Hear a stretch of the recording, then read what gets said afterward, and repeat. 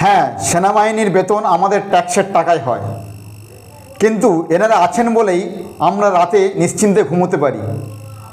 সুতরাং সেনাবাহিনীর নামে যে কেউ যা তা খুশি বলে দেবে সেটা বরদাস্ত করা যায় না।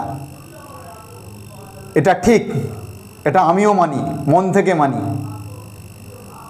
কিন্তু কিন্তু ওই যে মেয়েটির রাগটা আসলে আমাদের বুঝতে হবে কোথা থেকে ওর রাগটা। এই রাগটা এভরিডে লাইফের বিষাক্ত ভিআইপি কালচারের বিরুদ্ধে, একটা চরম হতাশা ও ক্ষোভের বিরুদ্ধে ফ্রাস্ট্রেশন, হোক সেটা মেট্রো সিটি বা বর্ডার এরিয়া। যখন কোনো পলিটিশিয়ান মুভ করে, পুরো সিস্টেম তাদের জন্য থেমে যায়, আর কমন ট্যাক্সপেয়ারদের সেকেন্ড ক্লাস সিটিজেনের মতো ট্রিট করা হয়। ওর আসলে ফ্রাস্ট্রেশন ছিল পলিটিশিয়ান সিস্টেমের বিরুদ্ধে।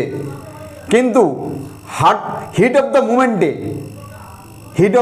মুমেন্টে ওই যে মেয়েটি, জেনজির যে মেয়েটি যে ভাইরাল হয়েছে ভিডিওটা, সে কিন্তু বোকামি করে ফেলেছে। সে আমাদের আর্মি, আমাদের সোলজারদের উপর রাগটা উগরে দিয়েছে। এটা জন্য ওর ক্ষমা চাওয়া উচিত, এবং হয়তো অবশ্যই এখনো পর্যন্ত ক্ষমা চেয়েছে।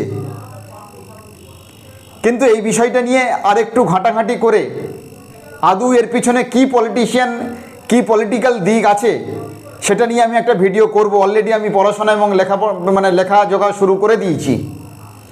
আর একটা বিষয় সবাইকে বলতে চাই, এই জেনজি বলতে গ্রামের দিকে বিশেষ করে একটু সমস্যা হচ্ছে।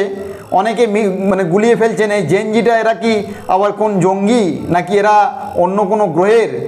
তাদেরকে একটু বলতে চাই, জেনজিটা আর কিছু না। জেনজির অর্থ হলো জেনারেশন জি।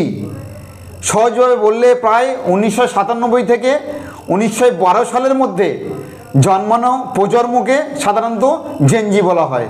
জেনজি কিন্তু অন্য কোনো গ্রহের লোক নয়।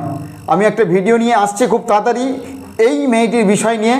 কেন এই মেয়েটি রিয়্যাক্ট করলো, সেদিনের ব্যাপারটা ঠিক কী ছিল, এই মেয়েটার সত্যি কি সোলজারের প্রতি তার রাগ কোনো ছিল, নাকি এটা একটা পলিটিক্যাল সিস্টেমের বিরুদ্ধে সে রাগ দেখাতে গিয়ে সোলজারের বিরুদ্ধে করে ফেলেছে। এটা চরম ভুল করেছে, এটা আমিও মানি।